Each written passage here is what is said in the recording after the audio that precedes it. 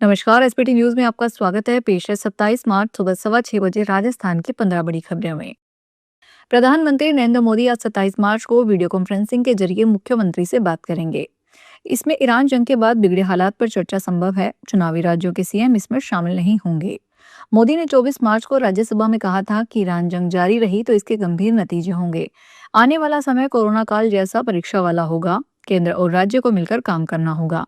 वहीं सरकार ने आज देश में पेट्रोल, डीजल और गैस की कमी की खबरों को खारिज कर दिया है। पेट्रोलियम और प्राकृतिक गैस मंत्रालय ने कहा कि दुनिया में कुछ भी हो जाए, भारत के पास 60 दिन का पेट्रोल डीजल है। जैसलमेर शहर के गफूर भट्टा क्षेत्र में गुरुवार दोपहर एक भीषण सड़क हादसे ने पूरे इलाके में सनसनी फैला दी। तेज रफ्तार वैन ने सड़क किनारे पैदल जा रही 3 बहनों को टक्कर मार दी। हादसे में एक युवती की मौके पर मौत हो गई, जबकि 2 अन्य गंभीर रूप से घायल हो गई।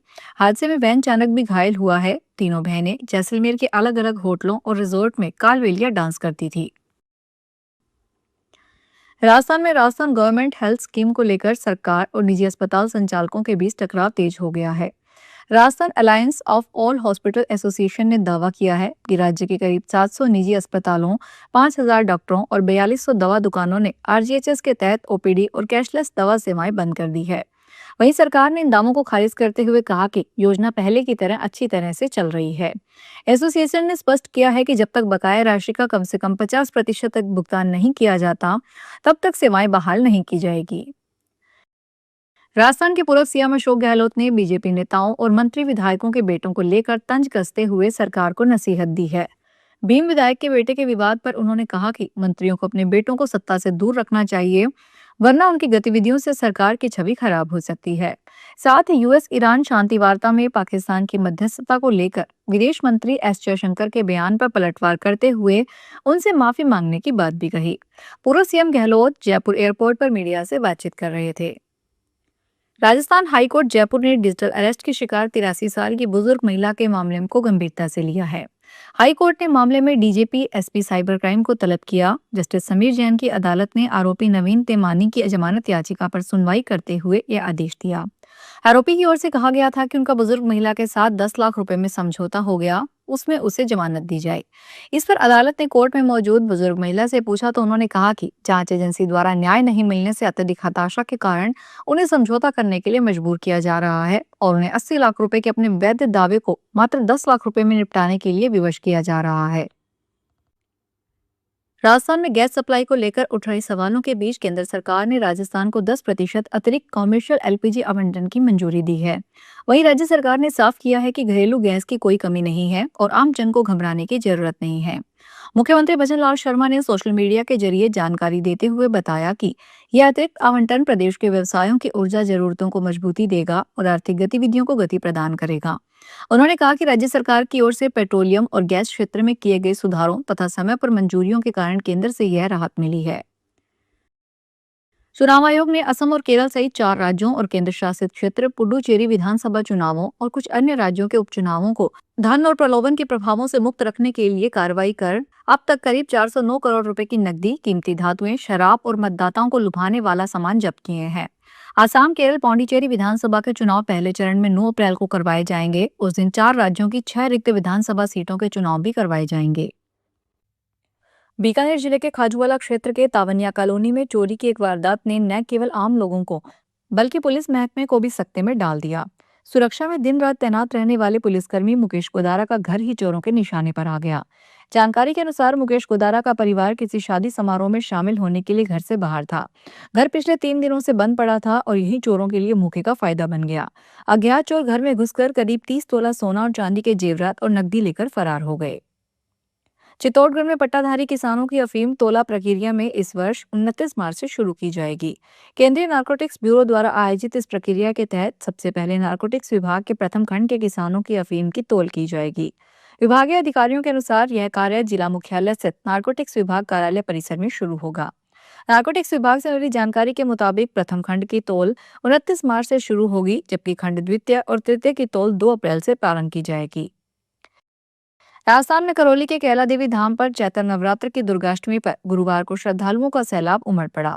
उत्तर भारत के प्रमुख शक्तिपीठों में शामिल कैला देवी के 16 मार्च से 1 अप्रैल तक चलने वाले इस वार्षिक लक्खी मेले में अब तक करीब 30 लाख से अधिक श्रद्धालु दर्शन कर चुके हैं। गुरुवार को दुर्गाष्टमी पर तड़के 3 बजे से ही मंदिर में लंबी कतारों में लगे श्रद्धालुओं को दर्शन के लिए करीब 1 घंटे तक प्रतीक्षा करनी पड़ रही है। नागौर जिले में चल रहे ऑपरेशन संकल्प नशा मुक्त नागौर अभियान के तहत नागौर पुलिस ने अवैध मादक पदार्थों की तस्करी से अर्जित संपत्तियों पर एक और बड़ी कार्रवाई करते हुए फरार आरोपियों का निर्माणाधीन मकान गुरुवार को सीज कर दिया। जिला पुलिस अधीक्षक रोशन मीना के निर्देशन में की गई इस कार्रवाई में कोतवाली पुलिस टीम ने रोटू निवासी आरोपी रामनिवास उर्फ रामा की ओर से नशा तस्करी से अर्जित आय से शहर के सलेव रोड पर बनाए जा रहे 3 मंजिला मकान को एनडीपीसी एक्ट की धारा 68F के तहत फ्रीज कर दिया। सिद्धपीठ मेहंदीपुर बालाजी धाम में रामनवमी के अवसर पर सीताराम दरबार को अयोध्या की तरह सजाया गया। वैदिक मंत्रोच्चार के बीच रामलला को 251 किलो पंचामृत और 61 किलो चूरमे का भोग लगाया गया। दोपहर 12:15 बजे महान डॉक्टर नरेशपुरी महाराज ने महाआरती की, जिसके साथ पूरा मंदिर परिसर जयकारों और भक्ति से गूंज उठा। रामनवमी के विशेष अवसर पर रोशनी, रंग बिरंगी एलईडी लाइट्स, फूल मालाओं और सुंदर पर्दों से सजे मंदिर ने श्रद्धालुओं को खास आकर्षित किया।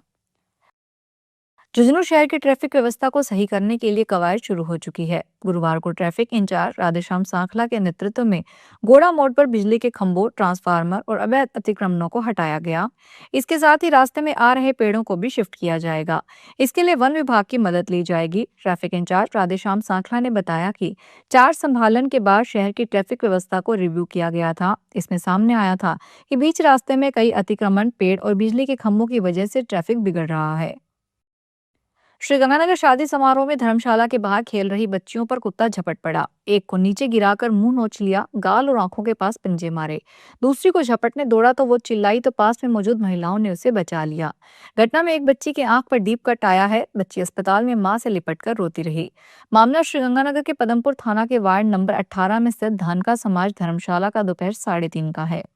पदमपुर चिकित्सा प्रभारी दिनेश भारद्वाज ने बताया, बच्ची की आंख की पलक पर कुत्ते ने काटा है। उसके पलक पर डीप कट है, हालांकि आंख बच गई है। आंख वाली जगह पर टांके लगेंगे जो नाजुक जगह है, इसलिए श्रीगंगानगर रेफर कर दिया गया है। जानकारी के अनुसार पदमपुर के वार्ड नंबर 18 में स्थित धानका समाज धर्मशाला में शादी समारोह का कार्यक्रम चल रहा था। इस बार बीसलपुर बांध से नहरों में कुल 97 दिन तक सिंचाई के लिए पानी छोड़ा गया। इसके बावजूद रबी फसल की सिंचाई पूरी होने के बाद आरक्षित पानी का आधे से भी कम उपयोग हुआ है। ऐसे में आगामी वर्ष भी सिंचाई के लिए पर्याप्त पानी मिलने की संभावना बनी हुई है।